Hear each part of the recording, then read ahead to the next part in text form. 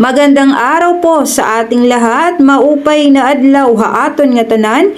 Welcome kayo sa aking YouTube channel, ang Madiskarting Waray.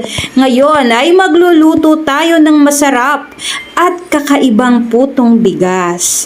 Dito sa aking channel, kung bago ka pa lang, ay matututo kang magluto ng masasarap na kakanin. Dito ay matututuhan mo kung paano nga ba kumita, dahil lahat ng aking sinishare na recipe ay lahat ng yon ay aking mga paninda. Sa aking gagawing puto bigas ay hindi na tayo mahihirapan pa, hindi na tayo maghihintay ng matagal para lutuin ang ating puto bigas. Kaya naman, samahan nyo ko at magluluto na tayo ng masarap na puto bigas. Sa ating unang ingredients ay kakailanganin natin ng rice flour, 4 cups po ito. Ito yung nabili ko na ng mga nakabalot. Dahil hindi na po ako nagpagiling dito para hindi na po mahirap. Dito ay nabili ko siya sa supermarket. Kung wala ay pwede yan sa mga palengke. Ganito po siya, rice flour ang nakasulat, hindi na kayo mahihirapan pa. Then maglalagay tayo ng instant yes, 2½ teaspoon. Pagkatapos ay maglalagay din po tayo ng baking powder, 2 tablespoon, 2½ tablespoon. At maglalagay tayo dito ng asin, 1 tablespoon. Ang susunod nating ingredients ay wash sugar. Kung wala kayong wash, mas maganda ang white. Kaso hindi ko po yun ginamit dahil mas mahal ang white sugar kaysa wash. Pagkatapos ay maglalagay tayo ng kakang gata. 4 cups po ang kailangan natin dito. Kapag naglalagay tayo ng kakang gata ay dapat dahan-dahan lang po natin. Kapag ilalagay na natin ang ating kakang gata ay dapat dahan-dahan. Pakunti-kunti muna. Kapag nalusaw na o natunaw na ang iba, tsaka natin ilalagay ulit ang ating kakang gata. Hindi po siya po pwedeng biglaan dahil mahihirapan tayong haluin ito dahil mamumuo. Kailangan konti-konti lang hanggang sa mahalo na siya lahat. Nga pala, sa aking ginamit na yeast ay instant. Ibig sabihin, pwede ko po siyang ihalo na agad. Pero kapag ka-active yeast ang gagamitin nyo, kailangan na itutunawin nyo muna ng tubig ito bago nyo ilagay. Dito sa aking puto bigas ay nagpakayod po ako ng 2 niyog dahil gusto ko nga po ay masarap itong ating puto bigas dahil hindi po tayo gagamit dito ng butter, hindi tayo gagamit dito ng gatas, ng evaporated milk, kaya naman dinamihan po natin ang gata.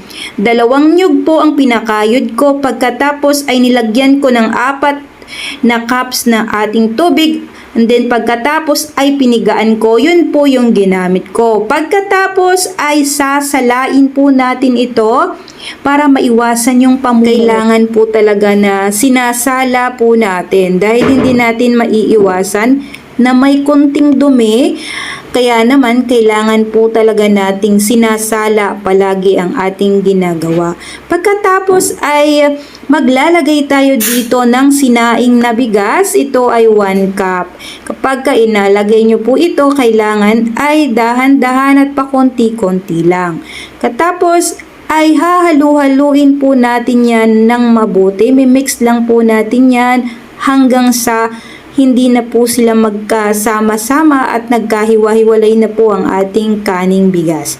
Ayan, imimix lang po natin yan at hindi po magtatagal ay okay na yan. Hindi tayo mahihirapan ditong maggawa ng puto bigas. Pagkatapos niyan ay tatakpan natin ng 2 oras. And after 2 hours, pwede na natin itong lutuin. Pagkatapos, ayan na nga, hahaluin ulit natin yan para makita natin na okay na at wala nang pamumuo dito sa ating ginawa. Then maglalagay na tayo dito sa ating molder. Ang ginamit ko dito ay large.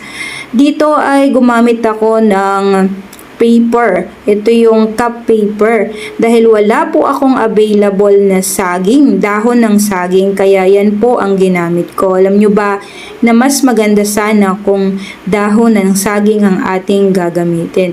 Pero dito, mahirap talagang makahanap ng dahon ng saging. Kaya naman ang ginamit ko lang ay ang ating paper cupcake. Okay na po yan, mas maganda na din po tingnan kaysa naman na wala ako talagang ilagay.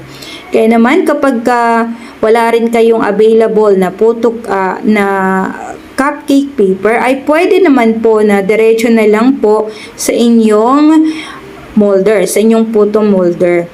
Dito ay mayroon po kasi akong natirang palaman, pinapalaman ko sa aking cake at sa aking kung ano-ano pang niluluto, kaya naman naglagay din po ako ng may palaman. Pagkatapos na nating ilagay lahat at ilalagay naman na po natin ito sa ating mga llanera, sa ating steamer. Dapat mga kawaray, kapag nilalagay nyo po ito sa inyong steamer at siguraduhin nyo po na nagpakulo na kayo ng tubig. Kailangan po talaga kapag isinalang na po natin itong ating puto bigas, kailangan sobrang kulong-kulo na ang inyong tubig. Kailangan kulong-kulo bago nyo po ilagay, dahil kapag hindi kulo-kulo, ang mangyayari ay babagsak po ang inyong puto bigas. Hindi po siya aalsa at pangit po ang kinalabasan niya. Pagkatapos niyan ay sasalang natin ito ng 40 minutes. 40 minutes po ang ginawa ko dito dahil large po ito at talagang matagal pong lutuin itong ating puto bigas.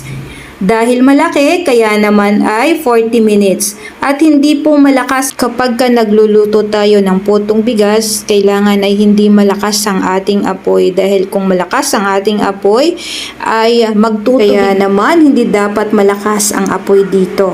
Dahil nga, mababasa ang ating puto bigas, kaya ang kinalabasan nito ay malalata.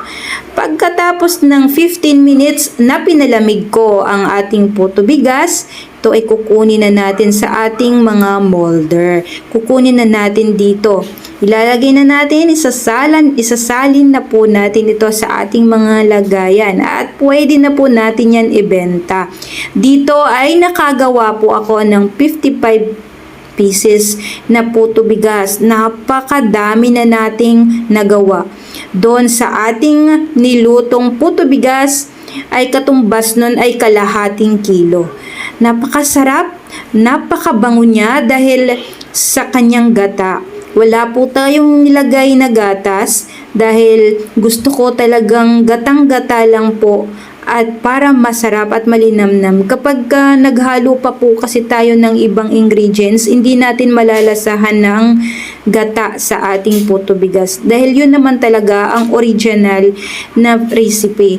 Hindi tayo maglalagay dito ng gatas. Pero, nasa sa inyo yun kung gusto nyong mas masarap pa, malinamnam ang inyong puto bigas, pwede po kayong mag-add din kayo ng inyong version. Maglagay kayo ng butter at maglagay din kayo ng egg and cheese sa ibabaw. Mas masarap din po kapag maglalagay kayo ng egg and cheese. Pero sa akin, at dahil nga pangkain lang namin ito at gusto ko talaga siyang walang eden, para makatipid din naman ako sa pagluluto ko, kaya hindi ko po siya nilagyan ng eden.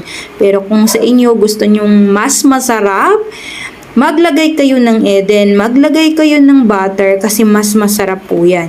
At syempre pwede din po itong lagyan ng palaman kung gusto nyo nang maglagay ng palaman na ibukayo. Masarap po kapag may palaman, lalo na kapag ang bukayo. Sa hindi pa alam kung paano gumawa ng bukayo, nandito po yan sa aking YouTube channel. Pero kung gusto nyo na makulay ang inyong puto bigas, pwede din po kayong gumawa ng iba't ibang kulay. Ang magandang kulay dito ay green, purple, white. Yan, parang mild lang po siya. At pink. Yun po, dahil hindi ako gumawa ng ganon, baka sa susunod kong vlog ay gagawa ako ng putong bigas na iba't ibang kulay para po yan sa mga nagbe-birthday o pa-order nyo. Kapag may mga nagbe-birthday, lalo na sa bata, maganda kapag madaming kulay, attractive po yun sa kanila. Dati kasi, kapag gumagawa ako ng puto bigas ay iba't ibang kulay ang ginagawa ko.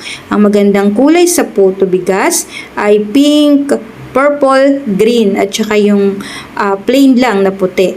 So, ayan mga kawaray. At sana nagustuhan nyo po itong aking video ngayon, itong aking recipe. Hindi na po kayo na mahihirapan pang magluto. Hindi na kayo maghihintay ng matagal para makagawa ng puto bigas.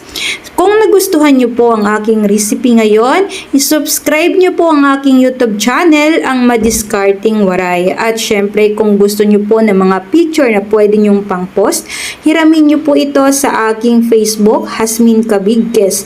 At syempre, kung gusto nyo po akong suportahan, i-follow nyo po ako sa aking page, Cake by Ate Jazz, at nandun po din lahat ng mga picture na pinahihiram ko para makatulong po ito sa tulad kong gustong kumita. God bless po sa ating lahat mga kawaray!